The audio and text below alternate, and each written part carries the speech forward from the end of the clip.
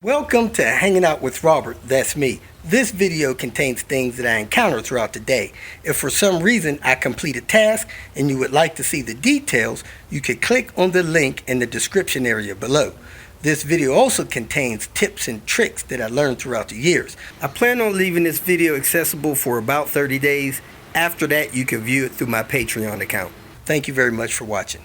Here we go, folks, back at it to finish up this S70 rebuild. Got a few more things to do. Hook up the radiator. I'm glad to see the mount bolt is there and there so I can bolt in this bumper. I had one bolt missing. He's got a fog light over there we should be able to put here. Then I'll need to find that grill piece for that bumper down there. I got a grill for up here. I got the corner lights, a headlight, and hopefully I'll be done within 2 hours here. So let me get started. I'm gonna get started on that bumper bolt. That's the hardest thing. Get the hardest thing done first. I got the bumper mounted on. I got the lower radiator hose on. The hose was being blocked by the SAS pump, so I had to cut a notch out of that bracket for that pump. I got both transmission lines on. I got this upper oil cooler line on. I got the grill on. I need 3 more clips for it, but it is on pretty secure. I got this hood release safety catch on. I'm gonna put some oil on that. I gotta move a couple of these hood blanket clips to clip that on because I don't think these 850 ones work. Let me try those. Those 850 ones kind of hold it up, but not really, so I need 6 hood blanket clips. I got the fan in, I got the radiator hose hooked up, I got the intercooler piping hooked up, need to tighten up that clamp. I need to put this vacuum line back on here. It's a little jammed under this intercooler pipe. However, I just found this goes in the ECU box, so I need to take that ECU box back apart, put this rubber gasket in there and put that back together. Now, just to recap, this car was hit right here on this front corner. It hit this bumper, knocked it clean off the car, ripped the wheel skirts off with it, busted the corner light, messed up the other corner light somehow. I think it busted one of the headlights. It tore some stuff off of this. You see that thing's all tore up. It tweaked the frame of the car a little bit. The things that come out to the bumpers, tweaked both of those to the right just a little bit. So the subframe bolts, I don't think they got busted, but they have a little bit of stress toward the passenger side. This apron got pushed a little bit to the passenger side. That one did too. So fitting things in, it was a little tricky. Now, I went to the salvage yard and cut the front end support back almost to the computer, as far back as I could. I cut it here and there. You can see where that stuff was patched in. And we didn't weld it straight on. We moved it over where it should be and welded it on there. So that piece that we cut off maybe welded like a 1/2 inch over so that the car would appear to be straight from the front of it. The guy took his time, he did that. He put a plumb on it, and when he welded that front piece on, he made sure that it came right down the middle of the hood. He hung a plumb, and as you can see, that grill emblem comes straight down the middle of the bumper. So when the bumper mounted on, since all that stuff was to the driver's side, everything looks going on straight. So the car looks straight, even though behind it, it may be off a little bit. Now, the car was still running. It didn't break the radiator. It broke a radiator support on the driver's side, But the guy was still driving the car around for days. So we took it apart to fix the body damage per se and the frame damage. This car should still start and run. Now I have been filling up the coolant system, which is the last thing I have to do is fill that up, hook up that battery, and we should be all done.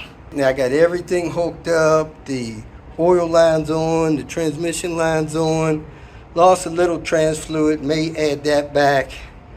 And I took a water bottle, was dipping it in the thing to get the engine coolant out, poured it in there.